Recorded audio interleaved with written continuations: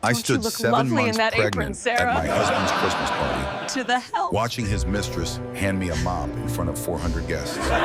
The help should help, she laughed. And my husband, he laughed with her. What none of them knew, what even he didn't know, Thank you all for was that I coming owned tonight. 51% of that company. Derek and I have some Every wonderful champagne news to glass they share. clinked, We every are chandelier above their engaged. heads, every dollar in their paychecks came from an algorithm I created 8 years ago. An algorithm my husband stole and claimed as his own. Tonight, they saw a quiet, The defeated screens pregnant don't wife lie. in a cheap dress. While you By New celebrate Year's tonight, Eve, they would see others have something been very plotting in the different. shadows. This is not a story about a woman who got rescued. This is the story of a woman who rescued herself. And trust me, the ending will leave you speechless. But first, let me tell you how it all began. I stood in the lobby of the company I secretly owned, 7 months pregnant, watching my husband's mistress cut up my employee badge with a pair of golden scissors. Spouses aren't allowed past reception. Madison Cole smiled, her red lips curving like a wound. New security policy. I'm sure you understand. She had no idea I'd signed her termination papers that morning. But I wasn't ready to use them yet. I needed her to show everyone exactly who she was first. My name is Sarah Mitchell. For the past 8 years, I've been Sarah Hartwell to everyone at this company. The quiet wife, the woman who shows up at Christmas parties in modest dresses while executives' wives drip diamonds. The nobody who married the CEO's son. What none of them knew, what even my husband didn't know, was that I owned 51% of Hartwell Marketing. I'd been buying shares quietly for 6 years, using royalties from a software patent Derek thought was worthless. The same patent that generated $40 million last year alone. But I'm getting ahead of myself. Let me start at the beginning. 8 years ago, I walked into this same lobby as an unpaid intern. I was 22, fresh out of college, brilliant with algorithms and terrible with people. I created a predictive marketing system that could identify consumer trends 6 months before they happened. It was revolutionary. It was going to change everything. It did change everything. Just not for me. Derek Hartwell was 27 then, handsome in that effortless way that comes from never hearing the word no. He noticed me working late nights, brought me coffee, told me I was special. I believed him. When he slid a contract across the table and told me to sign, I didn't even read it. I was in love. I trusted him. That contract signed away every right to my algorithm. My intellectual property became Hartwell property, and I became Mrs. Hartwell 6 months later, pregnant with possibilities that would never come true. The algorithm made the company worth $200 million.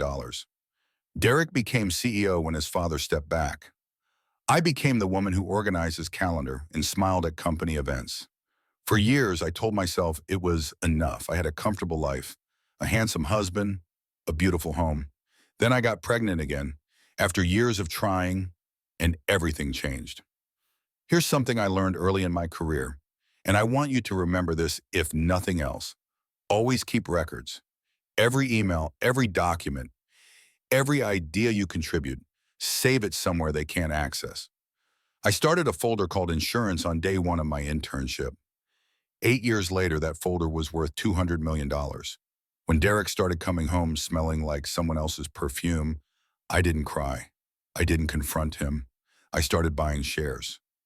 My grandmother, Ruth Mitchell, taught me that. She was a union organizer in the 1960s, back when that could get you killed. She always said the same thing. Don't get mad, baby girl. Get leverage. So I got leverage. Tonight was the Hartwell Marketing Christmas Gala. 400 guests, ice sculptures, a celebrity chef, and my husband's mistress playing hostess while I stood in the lobby with my badge in pieces at my feet. My phone buzzed. A text from Grandma Ruth. Is that heifer there? Send pics. I'm making a vision board of people I want to outlive. I smiled despite everything.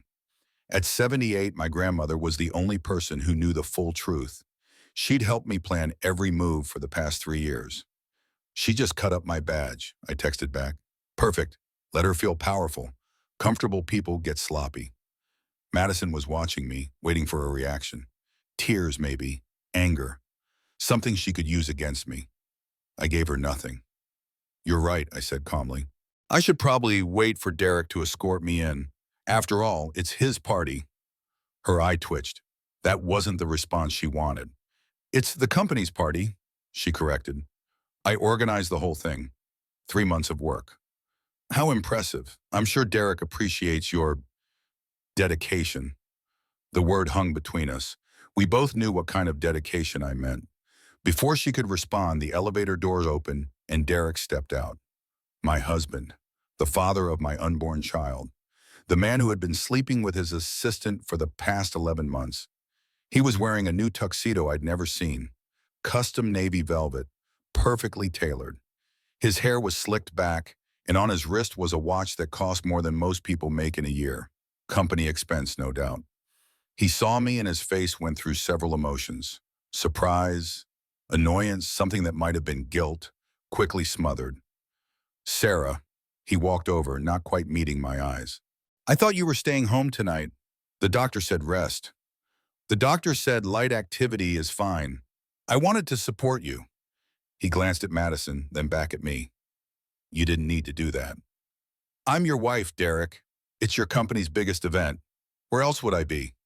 The question hung in the air. Madison busied herself with her phone, but I could see her smirking. Derek took my arm, not gently. Fine, let's go. But try not to, you know. Not to what? He didn't answer. He didn't need to. I knew what he meant. Try not to embarrass him. Try not to be so obviously pregnant. Try not to be myself. We walked toward the elevator together, Madison trailing behind us like a shadow in a silver dress. As the doors closed, Derek dropped my arm and moved to stand beside Madison. They didn't touch, but they didn't need to. The space between them was intimate in a way that the space between us hadn't been in years. I put my hand on my belly and felt my daughter kick. Soon, I whispered to her, Mama's got a plan. The elevator rose toward the rooftop venue, carrying us toward the night that would change everyone. Through the glass walls, I could see Manhattan spread out below us, glittering with Christmas lights. Somewhere out there, James Crawford, the company lawyer who'd been secretly helping me for years, was waiting for my signal. I'd helped his daughter with her medical bills when the company insurance denied her coverage. He'd never forgotten it. When I approached him about my plan, he didn't hesitate. You saved my little girl's life, he'd said. Tell me what you need. What I needed was simple. I needed the truth to come out. I needed Derek to show everyone who he really was. And I needed to do it in a way that couldn't be denied, couldn't be spun, couldn't be buried. Tonight was the beginning. The elevator doors opened onto the rooftop gala, and I stepped into the Christmas party that would end my marriage and begin my life. The rooftop venue took my breath away, and I'd seen it decorated for events before.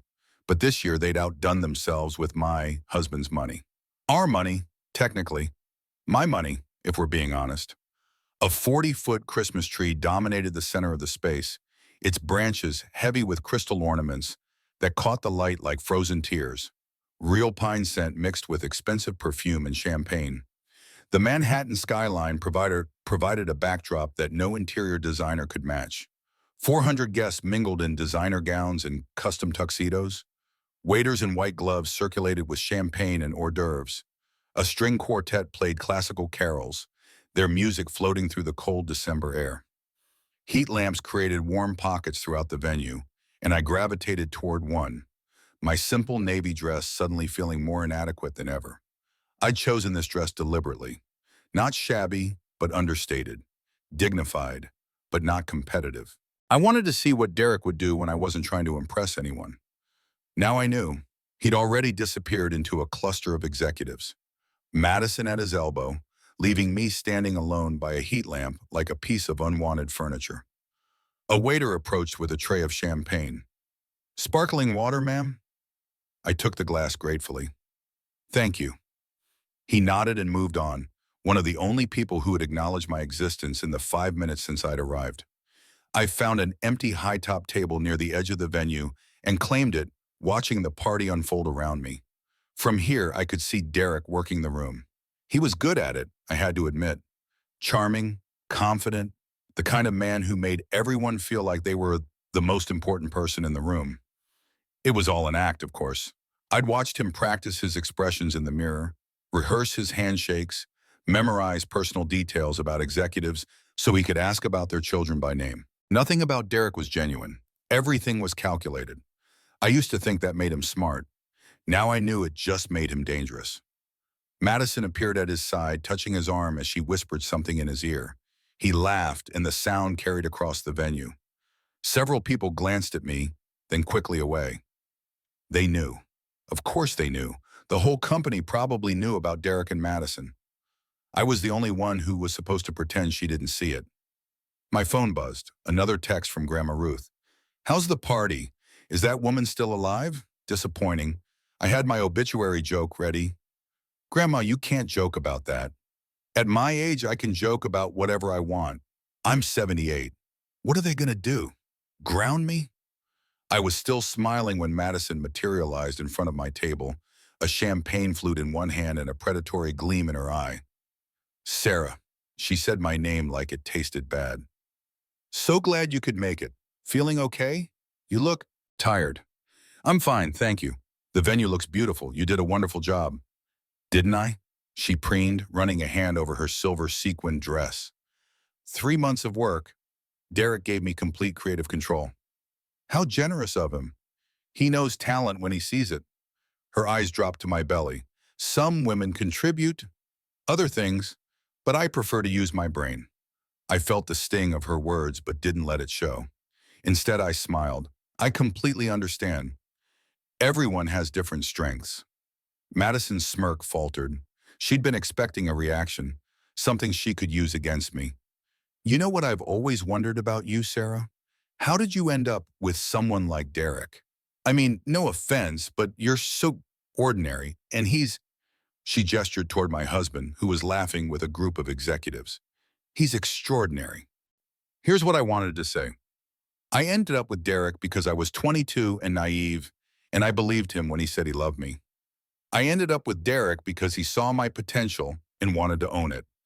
I ended up with Derek because I didn't know my worth then, but I know it now. Instead, I said, I guess I'm just lucky. When someone insults you in public, the worst thing you can do is react immediately. I learned this from my grandmother.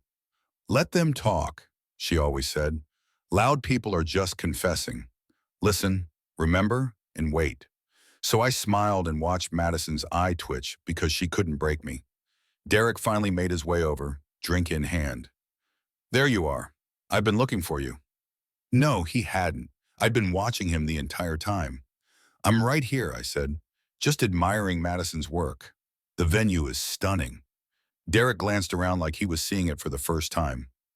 "Yeah, she did a great job." He patted Madison's shoulder, his hand lingering a moment too long. "Couldn't do it without her." "Well," Madison said, her voice dripping with false modesty, "it's easy when you have such a supportive boss." I wanted to vomit. Instead, I excused myself to find the restroom.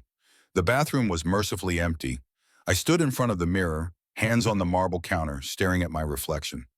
7 months pregnant, dark circles under my eyes despite my best concealer. A dress that cost $40 because I'd stopped spending Derek's money months ago. I looked exactly like what Madison called me. Ordinary. But ordinary women don't own 51% of $200 million companies. Ordinary women don't have lawyers secretly working to expose their husband's fraud. Ordinary women don't have exit strategies planned down to the minute. I wasn't ordinary. I was patient. My phone buzzed. A text from James Crawford. "Documents ready. Board members' personal emails loaded. Waiting for your signal. Phase 1 can execute at 10 p.m. I checked the time. It was 8:30. In 90 minutes, every board member would receive evidence of my majority ownership in their personal inbox. Evidence that couldn't be blocked by company servers. Evidence that would change everything. All I had to do was survive the next 90 minutes. I straightened my dress, touched up my lipstick, and walked back into the party. The string quartet had switched to Christmas jazz. More guests had arrived. The champagne was flowing freely. And Madison Cole was standing on the small stage at the front of the venue, microphone in hand. "Attention, everyone," she called out, her voice carrying over the crowd. "We have a special announcement. As you know, part of our Christmas tradition is the annual gift exchange among our executive team." I found an empty spot near the back of the crowd, hoping to remain invisible. "This year," Madison continued, "we decided to add something new. a chance for the spouses of our executives to participate as well. Her eyes found mine across the room. After all, behind every great man is a woman who supports him, right? Something was wrong. I could feel it. So let's start with a very special participant, Sarah Hartwell, wife of our CEO. Sarah, would you come up here, please? Every head in the room turned toward me. I felt my face flush as I made my way through the crowd, my pregnant belly leading the way. Madison's smile was sharp enough to cut glass. Derek stood at the front of the crowd, champagne in hand. He didn't look concerned. He looked amused. Sarah, Madison said as I reached the stage, we have a gift for you, something the whole team put together. She handed me an elegantly wrapped box, complete with a golden bow. I looked at Derek. He shrugged, still smiling. With trembling fingers, I opened the box. Inside was a maid's apron, a novelty sash that read Mrs. CEO in glittery letters, and a card. I read the card aloud, my voice steady despite the shaking in my hands. For the woman behind every great man, thank you for cleaning up his messes. The room fell silent. Then Madison laughed, and a few nervous chuckles rippled through the crowd. Derek was still smiling as his mistress humiliated his pregnant wife in front of 400 people. I looked at the apron in my hands, then at Madison, then at my husband. Thank you, I said quietly into the microphone. You know, my grandmother always said that real queens don't need crowns. Everyone already knows who runs the castle. I set the box down gently on the stage and walked back into the crowd with my head held high. Behind me, I could feel Madison's eyes burning into my back. She'd wanted tears. She'd wanted humiliation. She'd wanted to break me. She had no idea that I'd already won. I found refuge at a table in the corner. The mocking gift box still clutched in my hands.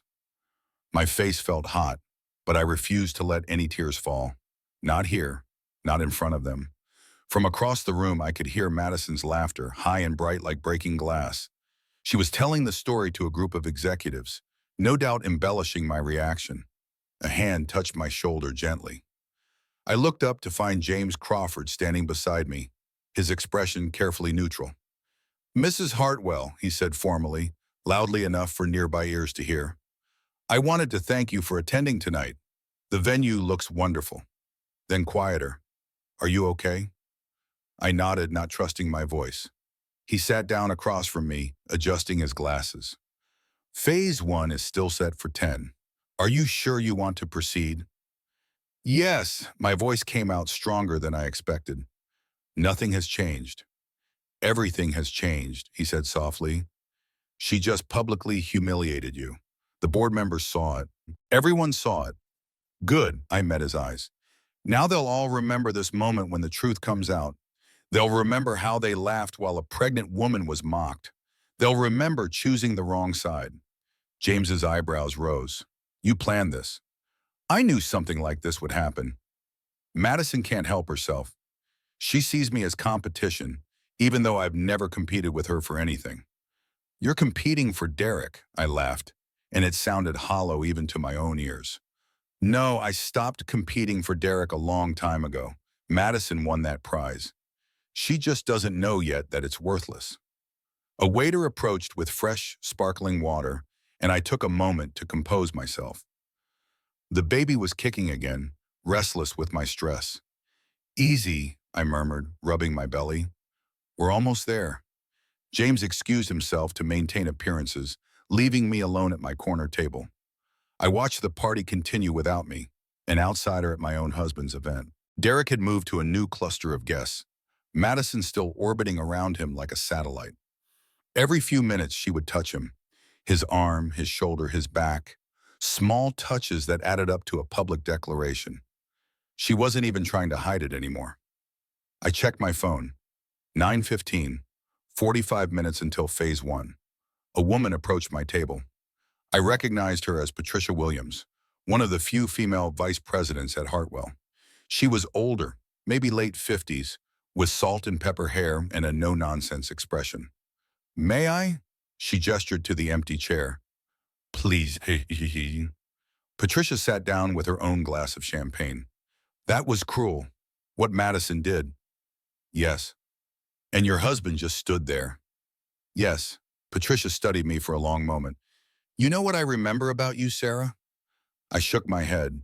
8 years ago, you were an intern. Brilliant. Worked harder than anyone I'd ever seen. And then suddenly you were married to the CEO's son and you just disappeared.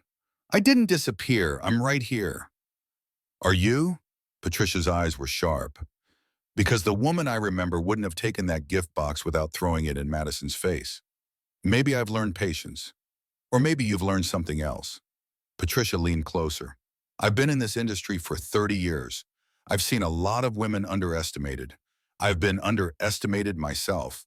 And I've learned to recognize the difference between a woman who's defeated and a woman who's waiting. I said nothing.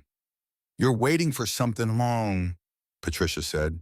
I don't know what, but when it happens, I want you to know that not everyone here tonight is your enemy. Before I could respond, Derek's voice boomed through the speakers. Attention, everyone!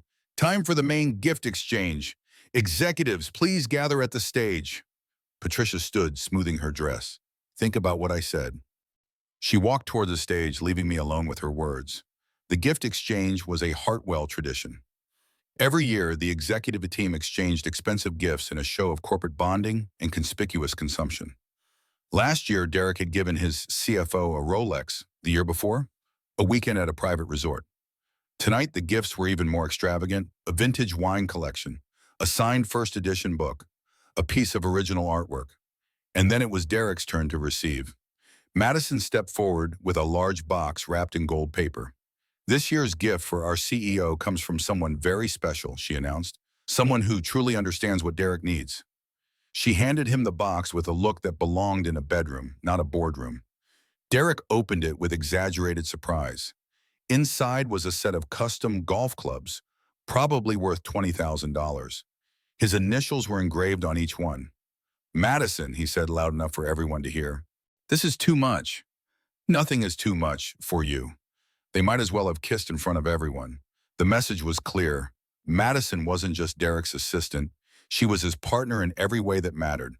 And I was the pregnant wife in the corner, wearing a $40 dress and holding a box full of cleaning supplies. My phone buzzed.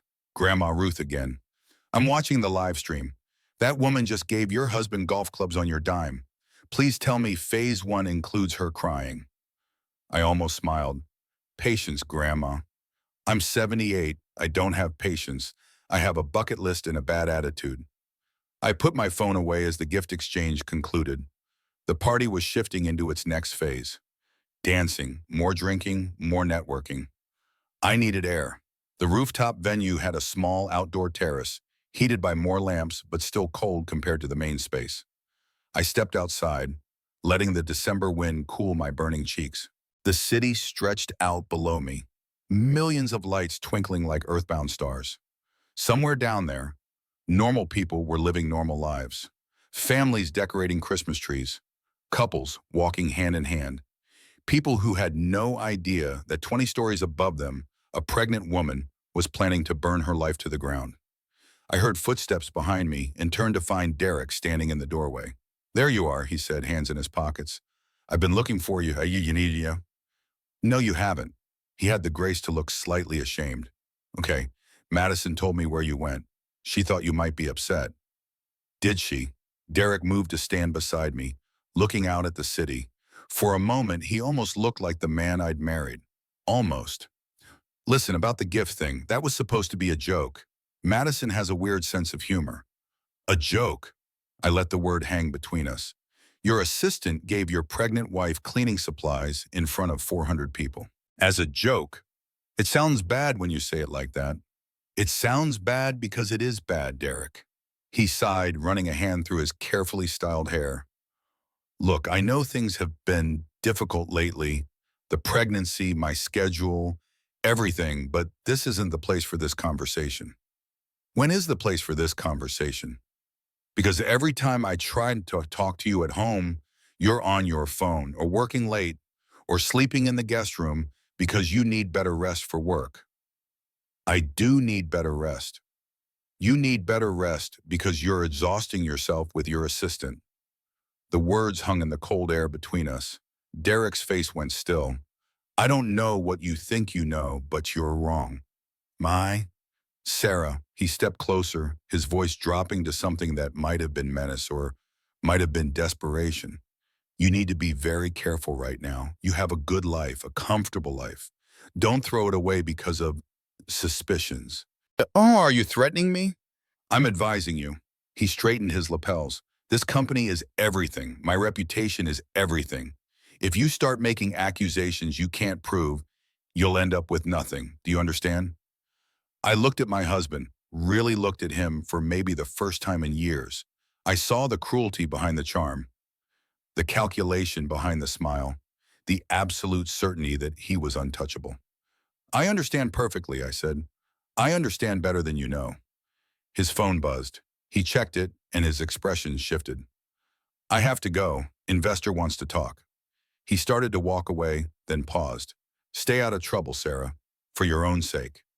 He disappeared back into the party, leaving me alone with the cold and the lights and the certainty that I had made the right choice. I checked the time. 9:45, 15 minutes until everything changed. I returned to the party just in time to see Madison dragging Derek toward the stage again. Her face was flushed with excitement, the kind of glow that comes from champagne and the anticipation of victory. Something was wrong. Something was very wrong. I found James Crawford near the bar and caught his eye. He made his way over, trying to look casual. What's happening? I asked. I don't know. She's been on her phone all night, texting someone. The microphone crackled to life again. Madison's voice filled the venue. Excuse me, everyone, I have one more announcement. A personal one this time. My stomach dropped. Beside me, James went still. As many of you know, Madison continued, I've had the privilege of working closely with Derek for the 2 years. He's not just my boss, he's my mentor, my partner, my best friend. She looked directly at me as she said the last words. And tonight, I'm thrilled to announce that he's agreed to be something more. She held up her left hand. A diamond ring glittered under the stage lights. Derek and I are engaged. The room erupted, gasps, murmurs, a few scattered applause from people who didn't know how to react. Derek was standing at the edge of the stage, his face frozen in an expression I couldn't read. He hadn't known. Madison had ambushed him, but he wasn't denying it. He wasn't saying anything. My hand found my belly. The baby kicked hard, as if she could sense my distress. Sarah, James was at my elbow. We need to get you out of here. I shook my head. Not yet. Not until we know if phase 1 worked. He pulled out his phone, checked his messages, and his face went pale. Problem. The emails were blocked. It flagged them as suspicious and rerouted them to quarantine. Derek's father still controls the main servers. What? We need another way. The board members never saw the documents. I felt the room spinning. My evidence was gone. My plan was ruined. And my husband's mistress had just announced their engagement while I stood pregnant and humiliated in the corner. A sharp pain shot through my abdomen. Sarah? James grabbed my arm. Are you okay? I don't know. Something's wrong. The pain came again, sharper this time. I gasped, doubling over. Get her out of here, someone said. She needs a doctor. I was vaguely aware of being helped to a side room away from the party. Someone in a white coat appeared. The company had hired an event doctor, standard practice for large gatherings. Mrs. Hartwell, I need you to lie down. You're having contractions. It's too early. I'm only 7 months. Stress can induce early labor. We need to get you calm, or you could deliver tonight. I closed my eyes, forcing myself to breathe. In through the nose, out through the mouth. Focus on the baby. Focus on what matters. Through the glass door of the medical room, I could see the party continuing. Madison was accepting congratulations. Derek had recovered from his surprise and was playing the happy fiancé. And I was trapped in a back room, my plan in ruins, watching my life fall apart through a window. My phone buzzed. Grandma Ruth. I saw the live stream. That heifer announced what? Baby girl, please tell me you're about to set something on fire. I'm in the medical room, contractions. A pause, then, is the baby okay? Doctor says stress-induced, I need to calm down. Then calm down, the baby is more important than any of this. The revenge can wait. You hear me? I hear you. Good. Now breathe. Think of something peaceful. Think of that baby girl and the life you're going to give her. A life where no man can ever make her feel small. I put the phone down and closed my eyes. Breathed. Thought of my daughter, safe in my belly, counting on me to protect her. The contractions eased. The doctor checked the monitors and nodded with relief. Better, but you need rest. No more stress tonight. Can I go home? I'd recommend staying here for at least another hour. We need to make sure the contractions don't return. An hour. I would have to stay in this room for an hour while Madison celebrated her victory outside. James appeared in the doorway. The doctor says you need to rest. I heard. He closed the door behind him and sat in the chair beside my bed. I have an idea, another way to get the information to the board. What is it? Victor Hartwell, Derek's father. He's been asking about you lately, wants to meet. He doesn't know about the ownership, but he knows something's wrong with his son. He might be an ally. Hope flickered in my chest. You think he'd help? I think he's dying and he wants to make things right before he goes. He's always liked you, Sarah. More than he likes Derek, honestly. Can you arrange a meeting? Already done, tomorrow morning, his home. I let out a breath I didn't know I'd been holding. Okay, that's something. It's more than something. Victor Hartwell built this company from nothing. If he publicly supports you, the board will have to listen. Through the glass, I watched Madison dancing with Derek. She looked triumphant. She thought she'd won. But this wasn't over, not by a long shot. In that moment, I wanted to storm out there and expose everything. I wanted to scream the truth until everyone heard it. I wanted to watch Madison's face crumble and Derek's empire fall. But here's what I've learned about power. The person who loses control first loses everything. I put my hand on my belly, took 3 deep breaths, and heard my grandmother's voice in my head. Make them comfortable. Comfortable people get sloppy. Tell Victor I'll be there, I said. And James, thank you for everything. He nodded. You saved my daughter's life. I'll never forget that. I lay back on the medical bed and closed my eyes. Tomorrow I would meet with Victor Hartwell. Tomorrow I would find another way. Tonight I would rest and protect my baby and let Madison have her false victory. False victories never last. The next morning arrived cold and gray, the sky threatening snow that never quite fell. I'd spent the night on my grandmother's couch, unable to face going home. You look like death warmed over, Ruth said, handing me a cup of herbal tea. But at least you're alive to look that way. Thanks, Grandma. What time is the meeting with Victor? 10. James is picking me up in an hour. Ruth sat down across from me, her weathered face serious. You need to be careful with this one, baby girl. Victor Hartwell is a dying man. Dying men do unpredictable things. I know. Do you? Because right now, you look like a woman who's putting all her eggs in one basket. What happens if Victor can't help you? Or won't? Then I find another way. What other way? Derek knows about James. He knows you're planning something. He blocked your emails. What else do you have? I stared into my tea, watching the steam rise. I have the original algorithm contract, the one I signed when I was 22. And Victor never filed it. At least that's what James thinks. If it was never filed, it was never legal. The intellectual property might still be mine. Ruth's eyebrows rose. Might be?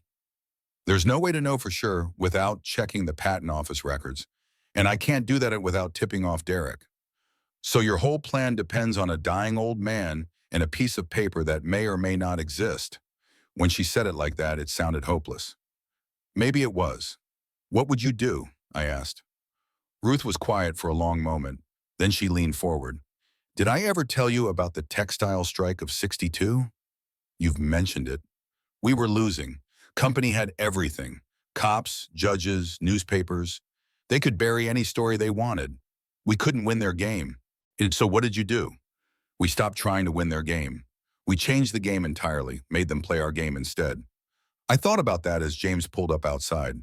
Made them play our game. But what game did I have left to play? Victor Hartwell's home was a mansion in Westchester, the kind of house that looked like it had been there for centuries even though it was built in the 1980s. Old money pretending to be older money. James walked me to the door, but he didn't come in. This needs to be just you and Victor. I'll wait in the car. A butler led me through marble hallways to a sunroom at the back of the house. Victor was there, wrapped in blankets, looking smaller than I remembered. Sarah, his voice was weak but warm. Thank you for coming. Thank you for seeing me. He gestured to a chair beside him. Sit, please. My old bones can't handle standing conversations anymore. I sat, studying the man who had built the empire my husband now controlled. Victor Hartwell had been formidable once. Now he looked like what he was, a dying man trying to tie up loose ends. I know what my son is, he said without preamble. I've always known. I wasn't expecting such directness. Then why didn't you do anything? Because he's my son. Because I kept hoping he'd change. Because I'm a coward. He shook his head. Pick any excuse, they're all true. I didn't come here to judge you, Victor. No, you came here because you need something. What is it? I took a deep breath. I need to know if you ever filed the algorithm contract, the one Derek had me sign 8 years ago. Victor's eyes widened slightly. You know about that? I know Derek stole my work. I know he built his career on my ideas. I know he's been lying to everyone, including you, for years. The old man was quiet for a long moment. Then he began to laugh, a dry, rattling sound that turned into a cough. I underestimated you, he said when he recovered. I thought you were just a pretty face Derek collected. But you're smarter than he is, aren't you? I like to think so. The contract, Victor's expression grew serious. I never filed it. I knew what Derek was doing. I knew he'd stolen your algorithm. But I thought if I just kept quiet, kept the contract in my safe, I could protect you both. Protect him from legal consequences. Protect you from knowing how badly I'd been betrayed. Yes. I let that sink in. The contract had never been filed. My intellectual property was still mine. I want to make this right, Victor said. I want to help you. How? Before he could answer, the door burst open. Derek stood there, flanked by 2 men in suits. Lawyers, by the look of them. Dad! His voice was ice cold. I thought we discussed this. Victor tried to stand, but his body wouldn't cooperate. Derek, what are you doing? Protecting you from yourself. Derek nodded to the lawyers. These gentlemen have prepared the paperwork. You're being moved to full-time care. It's been decided that you're no longer competent to make your own decisions. What? Victor's face went red with fury. You can't do this. I'm perfectly lucid. The doctors disagree. I have 3 assessments that say otherwise. Derek finally looked at me, and the hatred in his eyes was undisguised. And you, Sarah, need to leave. You're upsetting my father. A nurse appeared behind Derek, syringe in hand. No, Victor said, trying to push away from his chair. No, don't you dare. But the nurse was already moving, pressing the needle into Victor's arm despite his protests. Within seconds, the fight went out of him. He'll be fine, Derek said calmly, just a sedative, for his own good. I stood, my heart pounding. This is illegal. You can't do this. I can do whatever I want. He's my father. Derek stepped closer to me, close enough that I could smell his cologne. And you are nothing. You've always been nothing. Derek, please. I'm pregnant with your child. Doesn't that mean anything? It means you have leverage you don't deserve. His voice was a whisper now, meant only for me. But leverage can be removed. I felt cold fear spread through my body. What does that mean? It means you should sign the divorce papers, take the small settlement I'm offering, and disappear. Because if you don't, I will make sure you regret it. He pulled back, his public face sliding back into place. Now, if you'll excuse me, I need to arrange my father's care. Security will escort you out. 2 guards appeared at the door. I looked at Victor, sedated and slumped in his chair, and I knew I had lost. I had lost everything. As the guards walked me out of the house, Derek called after me. Oh, and Sarah, I know about James Crawford. I know about your secret emails, your secret meetings, all of it. I've known for months. I just wanted to see how far you'd go. He smiled, and it was the cruelest thing I'd ever seen. You have nothing. You are nothing. And the sooner you accept that, the easier this will be for everyone. The door closed behind me. James was waiting in the car, his face worried. What happened? I couldn't answer. I couldn't speak. I just sat there as the tears finally came, pouring down my face like rain. I had lost. I had lost everything. 3 days passed, 3 days of hiding in my grandmother's apartment, ignoring calls from Derek's lawyers, watching the news like a zombie. Madison had gone public with their engagement. Every entertainment site was covering the story. The handsome CEO and his beautiful assistant, a modern fairy tale. The pregnant wife was barely mentioned, a footnote in their love story. "You need to eat something," Ruth said, placing a bowl of soup in front of me. "I'm not hungry. The baby is hungry. Eat." I picked up the spoon mechanically, but food had no taste anymore. My phone rang. An unknown number. I almost ignored it, but something made me answer. "Mrs. Hartwell?" A woman's voice, professional and crisp. "This is Grace Memorial Hospital. Your grandmother was brought in earlier today. There was a fall." The soup spoon clattered to the table. "What? That's impossible. My grandmother is right here." Ruth Mitchell, age 78. She was found unconscious in the hallway of her apartment building around noon. I looked at Ruth, confusion clouding my thoughts. Then I realized the caller didn't know I was at Ruth's apartment. She must have fallen in the hallway, and the neighbors called an ambulance after I arrived that morning. "I'm on my way." I rushed to the hospital, my heart pounding. Ruth was in a bed in the emergency room, looking smaller than I'd ever seen her. "Grandma?" I took her hand. "What happened?" "Stupid hip gave out." Her voice was weak but still defiant. I was going to check the mail. Next thing I know, I'm looking at the ceiling, and some neighbor is calling 911. "Is anything broken?" "Bruised, not broken. Apparently I'm too stubborn to break." She squeezed my hand. "Don't worry about me. I've survived worse than a little fall." But I did worry. Ruth was the only family I had left. The only person who knew the truth, who believed in me, who had been by my side through everything. If something happened to her, I would be truly alone. The doctor came in with good news. No fractures, just severe bruising. Ruth would need to stay overnight for observation, but she could go home tomorrow.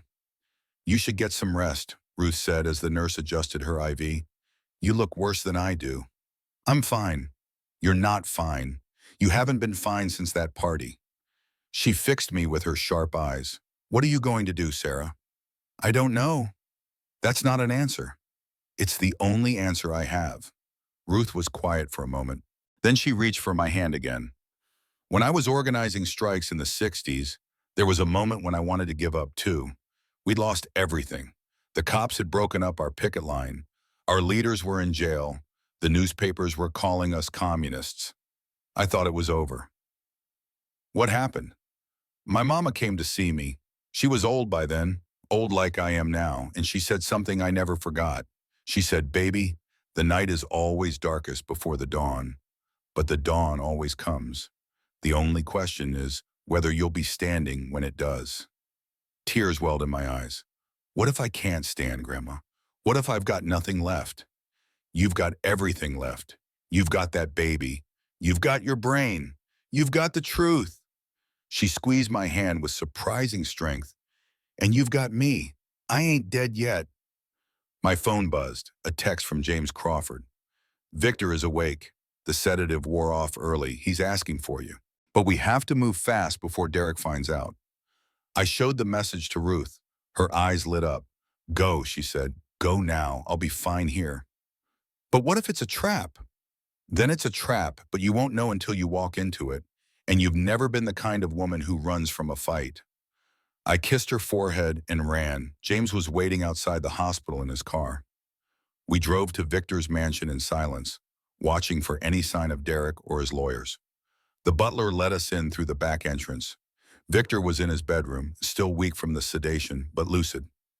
"I don't have much time," he said as soon as he saw me.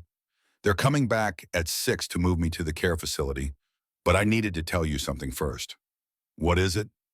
Victor reached under his pillow and pulled out a folded document. "The contract," he said. "The one Derek made you sign.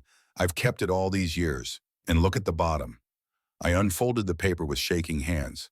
At the bottom of the contract, where Victor's signature should have been as the company's legal representative, there was nothing, just a blank line. I never signed it, Victor said. I always intended to, but something stopped me. Maybe I knew, even then, that what Derek was doing was wrong. So the contract is void? It was never valid. Your intellectual property was never transferred. The algorithm belongs to you. It always has. I stared at the document, my heart racing. This was it. This was the proof I needed. But there's more. Victor's voice grew urgent. Derek has been embezzling from the company for years, hiding money in offshore accounts, charging personal expenses to the business. I have records, but I never knew what to do with them. He pressed a flash drive into my hand. Take this, take the contract, and take back what's yours. Victor, thank you. Thank you so much. He smiled weakly. I should have done this years ago. But better late than never, right? Footsteps in the hallway. James checked the door and turned back with alarm. Derek's car just pulled up. We need to go, now. I grabbed the documents and the flash drive. Victor caught my hand. The New Year's Eve party, he said quickly. The company live streams it to all employees. Everyone will be watching. If you're going to expose him, do it then. Do it publicly. Do it so he can't bury it. I will. James and I slipped out the back door just as Derek's voice echoed through the house. We made it to the car and drove away, my heart pounding, victory finally within reach. 2 weeks passed, the longest 2 weeks of my life. I moved back in with Derek, acting as though nothing had changed, acting as though I was defeated. Madison had officially moved into the guest room, though she spent most nights in the master bedroom. I slept in the nursery, surrounded by the things I'd bought for my daughter. I pretended not to hear them laughing together, pretending not to see the way they looked at each other. Every night I reviewed the evidence, the void contract, the embezzlement records, the recorded conversations James had recovered from Victor's security system. Everything I needed to destroy Derek Hartwell. Here's the thing about arrogant people. They can't resist a victory lap. When you offer them the chance to watch you lose publicly, they'll take it every time. They think they're attending your funeral. They don't realize they're walking into their own. I texted Madison, "You won. Congratulations on the engagement. I'm ready to sign the divorce papers. I just want to do it at the New Year's Eve party. I need closure. I need to say goodbye to everyone properly. After that, I'm gone." Madison showed the message to Derek. I know because he came to me that night, suspicion and triumph warring on his face. You're giving up? I'm being practical. I can't fight you. I just want this to be over. And you want to sign the papers at the party? Wait, I let my eyes fill with tears. Not difficult, given everything. Because I need people to see that I left with dignity. I need them to know I wasn't just thrown away. Please, Derek, give me this one thing. He studied my face, looking for the trap. But I'd had weeks to practice my defeated expression, to practice looking broken. Fine, he said finally. The party. You'll sign, make a graceful exit, and disappear. That's the deal. That's the deal. He walked away, and I let myself breathe. On New Year's Eve morning, I visited my grandmother one last time. Tonight's the night, I said, sitting beside her hospital bed. She was being kept for additional observation after developing a minor infection, but she was as sharp as ever. Are you ready? I think so. Don't think. No. She grabbed my hand. Tonight you stop being Sarah Hartwell. You become Sarah Mitchell again. You become who you always were before that man tried to make you small. What if it doesn't work? Then you try again, and again, and again. You keep fighting until you win or until you're dead. That's what Mitchell women do. I leaned down and hugged her, feeling her thin arms wrap around me. I love you, Grandma. I love you too, baby girl. Now go show them what you're made of. That evening, I dressed carefully. Not the modest navy dress from Christmas, not the borrowed maternity wear of a defeated woman. I wore emerald green, the color of money, as Grandma Ruth had suggested, a designer gown I'd bought with my own patent royalties. Elegant, powerful, unmistakably expensive. I looked in the mirror and barely recognized myself. For years, I'd been hiding, dimming my light so Derek could shine brighter, making myself smaller so he could feel bigger. Not anymore. James arrived to escort me, He'd arranged everything, the videos loaded onto the venue's main system. The live stream already connected, the police waiting nearby for a signal. Victor is on his way, James said. He discharged himself from the care facility against medical advice. He wants to be there. Will he make it? He's determined. I've never seen an old man so determined. The drive to the venue felt surreal. Snow was falling lightly, dusting the city in white. Christmas decorations still sparkled in store windows. People walked hand in hand, counting down the hours until midnight. None of them knew that tonight an empire would fall. We arrived at the same rooftop venue as the Christmas party, but tonight everything was different. 600 guests instead of 400. Media present. The entire event live-streamed to employees across the country. I stepped out of the car and looked up at the building where my husband thought he was about to watch me surrender. Surprise, Derek. I walked toward the entrance, my heels clicking on the frozen pavement. Tonight, everything ends. Tonight, everything begins. The rooftop venue was even more spectacular than it had been at Christmas. Silver and gold balloons floated near the ceiling. A giant countdown clock displayed the hours until midnight. Champagne flowed freely, and a jazz band played swing versions of Auld Lang Syne. I entered alone. Every head turned, every conversation paused. At Christmas, I'd been the invisible wife in the modest dress. Tonight, I was something else entirely. Something they couldn't look away from. Madison saw me first. Her face went through several expressions. Confusion, alarm, suspicion. She'd been expecting a defeated woman in borrowed clothes. Not this. She hurried to Derek's side and whispered something. He turned, and for just a moment, I saw fear in his eyes. Good.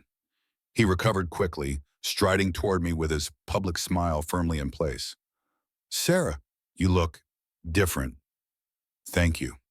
That's quite a dress. I wanted to look my best for my farewell speech. I smiled sweetly. Don't worry, I'll keep it short. He studied my face, looking for the trap he could sense but couldn't see. You have the divorce papers? I patted my clutch. Right here, signed and ready. Good.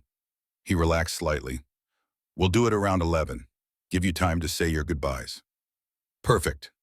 He walked away, Madison glued to his side. I found a table with a good view of the stage and settled in to wait. The hours passed slowly. I made small talk with executives who approached me warily, unsure what to make of my transformation. Patricia Williams caught my eye across the room and raised her champagne glass in a subtle toast. At 10:30, my phone buzzed.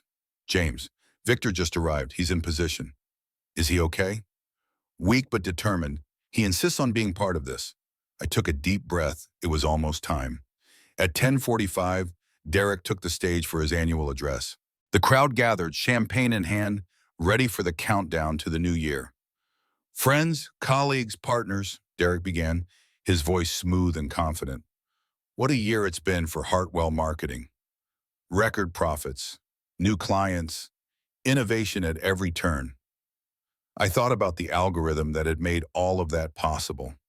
My algorithm, my innovation, my work. And as we look toward the new year, Derek continued, I have some personal news to share as well. He reached for Madison's hand, pulling her onto the stage. Many of you know that I'll be starting the new year as an engaged man. Cheers and applause. Madison beamed. But before we celebrate that happy future, there's some unfinished business to address. Derek's eyes found mine. Sarah, would you come up here? I believe you have something to say. The crowd parted as I walked to the stage. My heart was pounding, but my face was calm. I'd practiced this moment in my mind 1,000 times. I climbed the stairs and took the microphone from Derek's hand. Thank you, Derek. I turned to face the crowd. Yes, I do have something to say, and you're all going to want to hear this. I felt Derek tense beside me. He reached for the microphone, but I stepped away. First, I want to show you something. I nodded to James, who was positioned near the AV controls. Roll it! The giant screens around the venue flickered to life. The first video showed Derek and Madison in his father's study, discussing how to forge the mental incompetency papers. Their voices filled the room, clear and damning. The doctors will sign whatever we want them to sign. Dad's too senile to fight it. That was Derek's voice. The crowd gasped. The second video showed Derek at his desk, talking to Madison about my algorithm. She was 22 and stupid. I told her to sign and she signed. Her little program made me a millionaire, and she never knew. More gasps. I saw executives backing away from Derek, distancing themselves. The third video was the worst. Madison asking about the baby. Derek's response, "What about it? I'll say it's not mine. Who's going to believe the boring housewife?" I turned to face Derek. His face had gone white. "This is fake," he stammered. "She doctored these videos. She's trying to destroy me." I spoke into the microphone, my voice steady. "Doctored? These videos came from your father's own security system. Time-stamped. Verified. Your father's security company has the backups." I paused, letting that sink in. "And speaking of your father," a side door opened. Victor Hartwell entered in a wheelchair, pushed by his personal doctor. He was frail, hooked up to an oxygen tank, but his eyes were burning. The crowd went silent. "My son," Victor said, his voice carrying through a portable microphone, "had me declared mentally incompetent. He tried to sedate me into silence. He thought he could bury the truth like he's buried everything else." Victor's wheelchair reached the edge of the stage. "But 3 independent psychiatrists examined me this morning. The courts overturned Derek's petition. I am fully competent." He looked at Derek with something like pity. "And I have something to say." The room held its breath. 8 years ago, my son brought me a contract. He said his assistant had developed a new algorithm and was willing to sign over the rights. I was supposed to file that contract and make it legal. Victor pulled a folded paper from his lap. "I never did. Look at the signature line." He held up the contract for the cameras to capture. The blank line where his signature should have been was clearly visible. "This contract was never valid," Victor said. "Sarah Mitchell's intellectual property was never transferred to this company. The algorithm that built our success belongs to her. It always has." Derek lunged for the contract, but security stepped between him and his father. "You can't do this," Derek shouted. "I built this company. I made it what it is." "You built nothing." Victor's voice was cold. "You stole from a brilliant young woman and took credit for her work. And tonight, that ends." I stepped forward and took the microphone. "I'm not signing divorce papers tonight," I said to the silent crowd. "I'm signing something else." James handed me a document. "This is a motion for emergency board review. Given the evidence of fraud, embezzlement, and elder abuse, I'm requesting that Derek Hartwell be immediately removed as CEO." The board members in the crowd exchanged glances. One by one they nodded. "All in favor?" I asked. Every hand went up. Derek's face crumbled. Madison tried to grab his arm, but he shoved her away. "This is your fault," he snarled at her. "If you hadn't pushed so hard, if you hadn't announced that engagement—" "My fault?" Madison's voice rose to a shriek. "You said you loved me. You said we'd be together. You said she was nothing. You are nothing. Both of you are nothing." The crowd watched in stunned silence as Derek and Madison turned on each other, their alliance crumbling in real time. Blue lights flashed outside the windows. Police had arrived. An officer stepped onto the stage. "Derek Hartwell, you're under arrest for fraud, embezzlement, and elder abuse. You have the right to remain silent." As they put handcuffs on my husband, I felt something I hadn't expected. Not triumph, not satisfaction, just emptiness. And beneath the emptiness, the faintest flicker of relief. It was over. It was finally over. The clock struck midnight as the police led Derek away. Somewhere in the city, fireworks exploded. Champagne corks popped. People kissed and laughed and celebrated the new year. But on that rooftop, nobody was celebrating. They were too shocked to move. I stood on the stage alone now that Derek and Madison were gone. The microphone was still in my hand, but I had nothing left to say. Patricia Williams was the first to approach. She climbed the stairs slowly, her face unreadable. "Well," she said quietly, "you were definitely waiting for something." "I was waiting for the truth." She nodded slowly. "The algorithm, it was really yours?" "From the first line of code to the last." Patricia was silent for a moment. Then she extended her hand.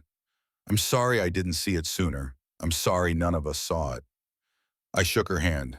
"You couldn't have known. We should have asked.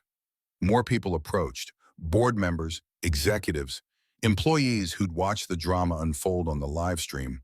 Some offered apologies, some asked questions, some just stared, unsure what to make of the pregnant woman who'd just toppled a CEO. Victor found me through the crowd. His doctor was trying to get him to leave, but he insisted on speaking to me first. I should have done this years ago, he said, his voice weak but clear. I should have protected you from the beginning. You're protecting me now. That counts for something. He took my hand in his. His skin was paper thin, his grip barely there. I want to make this right, he said. The company should be yours. You built it. You deserve it. I looked at the rooftop full of shocked executives, the flashing lights below, the chaos that my revelation had caused. I don't want the CEO title, I said slowly. I want something else. Name it. I want to build a foundation for women whose ideas were stolen, women who were silenced and overlooked and used. I want to help them fight back. I squeezed his hand, and I want your support. Victor smiled, and for a moment I saw a glimpse of the powerful man he used to be. You have it, whatever you need. The party was over. Guests filed out in stunned silence. The jazz band had stopped playing. The champagne was going flat. James found me as I was about to leave. What happens now, he asked. Now I go home, to my grandmother's apartment, not Derek's. I touched my belly, feeling my daughter kick. Now I rest, now I get ready for this baby to come. And the company? That can wait until tomorrow. Tonight, I just want to be Sarah Mitchell again. He nodded, understanding. I'll drive you. The snow was falling harder as we left the venue. The city sparkled with New Year's decorations, oblivious to the drama that had unfolded above it. In the car, my phone buzzed. Grandma Ruth. I watched the whole thing on my tablet. Best New Year's Eve I've ever had. You should be sleeping. Sleep is for people who don't have granddaughters bringing down corrupt CEOs on live television. I'm too proud to sleep. I laughed for the first time in weeks. I couldn't have done it without you. Damn right you couldn't. Now come home and get some rest. That baby is going to be here before you know it, and you're going to need your strength. I love you, Grandma. I love you too, baby girl. Happy New Year. I put the phone away and watched the city pass by outside the window. The snow, the lights, the thousands of lives going on around me, each with their own dramas and dreams. Tomorrow the news would explode with the story of Derek Hartwell's arrest. Tomorrow I would have to answer questions and make plans and figure out how to build a new life from the ashes of the old one. But tonight I just wanted to rest. I put my hand on my belly and felt my daughter move. We made it, I whispered to her. We made it, little one. The car pulled up to my grandmother's apartment building. James helped me out and walked me to the door. Happy New Year, Sarah. Happy New Year, James, and thank you for everything. He smiled. You saved my daughter's life. This was the least I could do. I watched him drive away, then climb the stairs to my grandmother's apartment. She was awake, of course, sitting in her armchair with a cup of tea. There she is, she said as I walked in, the woman who just burned down an empire. I collapsed onto the couch, suddenly exhausted. It doesn't feel like burning. It feels like, I don't know, cleaning, getting rid of something that was rotten. Same thing sometimes. Ruth handed me a blanket. Now rest. You've got a big life ahead of you, and you need your strength. I closed my eyes, and for the first time in months, I slept peacefully. 3 months later, I held my daughter in my arms for the first time. Hope Mitchell, 7 pounds, 4 ounces, born on a sunny March morning in a hospital room filled with flowers. Grandma Ruth was there, of course. So was James Crawford and his daughter, who had recovered fully and wanted to thank me in person. Patricia Williams sent a massive bouquet with a card that said simply, "Welcome to the world, little warrior." Victor Hartwell passed away 2 weeks before Hope was born, peacefully in his sleep, with his conscience finally clear. He left 30% of his estate to the foundation I was building. I called it the Hope Foundation. It seemed fitting. In those first 3 months, we helped 47 women recover stolen intellectual property. We provided legal aid, counseling, job training, and most importantly, the message that they weren't alone. The video of the New Year's Eve revelation went viral. Millions of views across every platform. I became a symbol of something I never expected. The woman who refused to stay silent. Derek was sentenced to 18 months for fraud and embezzlement. He served his time at a minimum security facility upstate. When he got out, he found a bomb at a used car dealership. The last I heard, he was living in a studio apartment on the other side of the city. He gets supervised visitation with Hope once a month. He sits in a room with a social worker present and holds his daughter for an hour. He cries every time. He begs me to take him back every time. I refuse every time. Madison moved to another state after the scandal. She's working at a department store, last I heard, tagged in viral videos as the Christmas party mistress. Her career in marketing is over. Sometimes I feel sorry for her. She was ambitious, talented, and made terrible choices. But then I remember the maid's apron, the humiliation, the way she laughed as she tried to break me. Compassion has limits. One morning, about a month after Hope was born, I received a letter from a law firm I didn't recognize. Dear Ms. Mitchell, it read, we represent the estate of Margaret Wallace.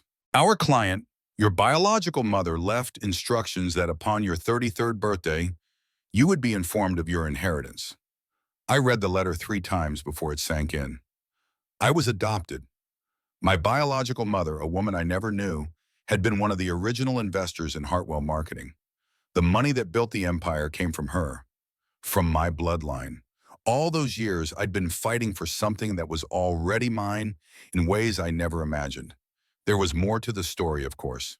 There always is. But that's a tale for another time. For now, I was sitting in the nursery of my grandmother's apartment, holding my daughter in the morning light. Hope had my eyes and her father's stubborn chin. She had no idea what chaos had surrounded her arrival, and I intended to keep it that way for as long as possible. My grandmother appeared in the doorway, 2 cups of tea in her hands. You know what I'm most proud of? She asked, settling into the chair beside me. What? You didn't just win. You became someone worth winning for. That little girl is going to grow up knowing her mama doesn't take garbage from anyone. That's the real inheritance. I looked at Hope, sleeping peacefully in my arms. She didn't know yet how hard the world could be. She didn't know about betrayal and lies and the cruelty of people who were supposed to love you.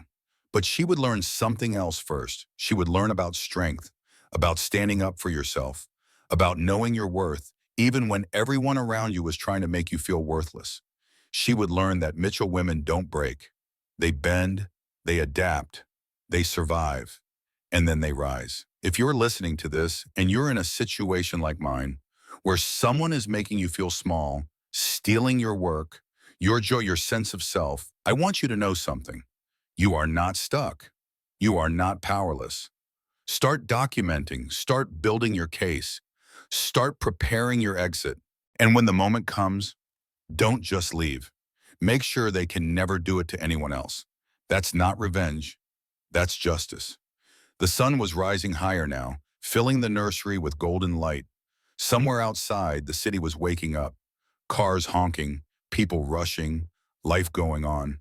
I had a foundation to run, a daughter to raise, a new life to build from the ashes of the old. But right now, in this moment, I just wanted to sit here with Hope in my arms and watch the dawn. The night is always darkest before the dawn, but the dawn always comes. The only question is whether you'll be standing when it does. I was standing, and I was never going to let anyone knock me down again. If this story gave you chills, if you felt something in your chest when Sarah finally took that stage, do me a favor. Hit that subscribe button right now. Turn on notifications so you never miss another story like this one.